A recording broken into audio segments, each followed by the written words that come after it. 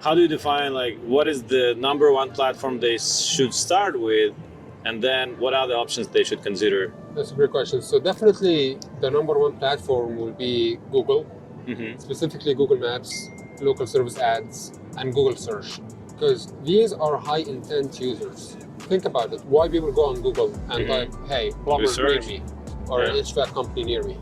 Because they have a problem and they are looking to solve it right away.